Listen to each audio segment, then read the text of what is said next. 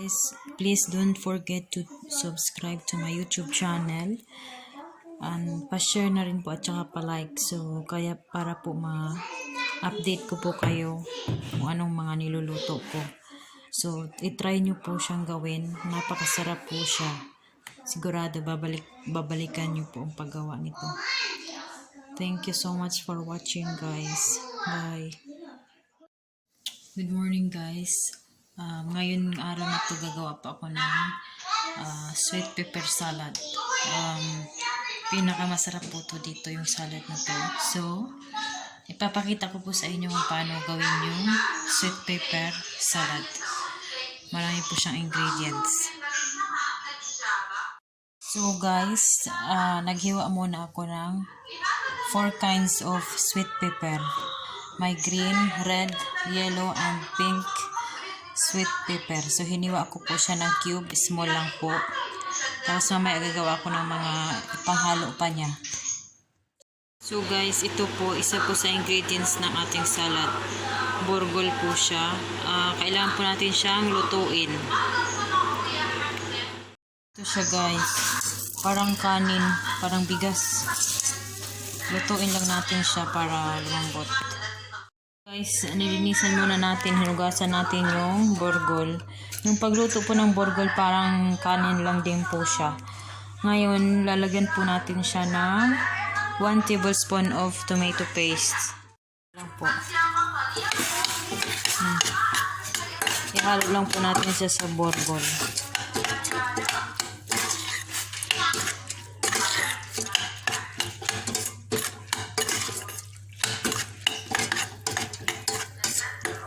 Tapos, lagyan na po natin siya ng tubig.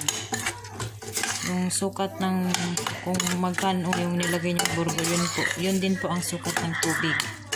Parang nagluluto lang po kayo ng kanin.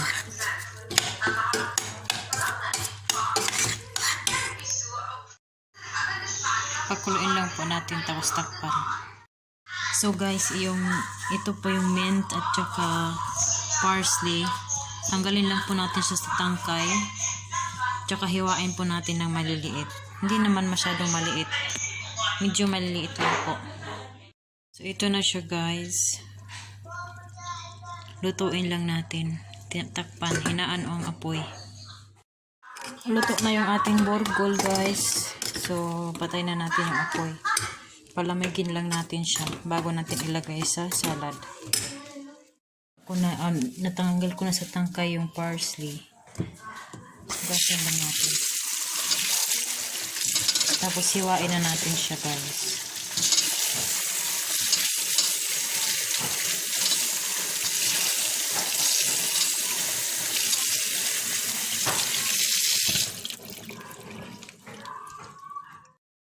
So guys, tanggal na natin sa tangkay yung ating mint. Hugasan natin siya at hiwain lang po natin siya.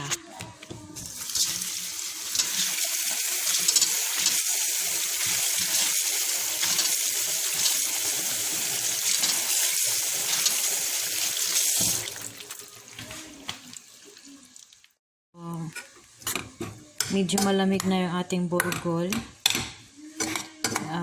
Maya-maya ilagay na natin siya sa ating salad. So, ito rin, para sa salad din, lagyan natin siya ng corn. Sweet corn po. At saka yung kidney beans. Tsaka, ito, ano ba to? Cranberries. Dried cranberries. At saka, ito. Nuts. Ito po yung ilagay natin sa ating salad. So, i-drain lang po natin yung ating red beans. Madilim.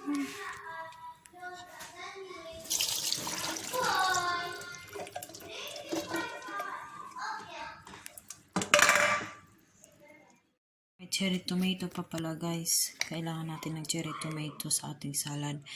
So, hiwain lang po natin siya ng 4 na hiwa. So, guys, nahiwa na natin yung ating cherry tomato. Ilagay na natin siya sa ating salad.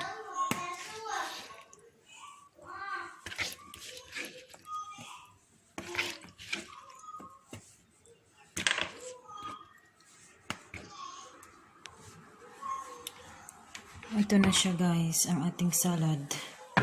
You see? So colorful. Ang daming ingredients. Ito yung nuts, burgol, cranberry, mint, corn, kidney beans, red beans, parsley, cherry tomato, at yung down po yung ating 4 kinds of sweet pepper. Yeah, guys, kakain na natin ang salad natin, ito po yung ating ilagay. Italian dressing, fat free. Tapos may lemon, lagyan natin ng lemon at saka ito. Salt and pepper. Yun lang po. Guys, please don't forget to subscribe to my YouTube channel. And pa-share na rin po at saka pa-like. So, kaya para po ma-update ko po kayo kung anong mga niluluto ko. So, itry nyo po siyang gawin. Napakasarap po siya. Sigurado babalikan nyo po ang paggawa nito. Thank you so much for watching guys. Bye.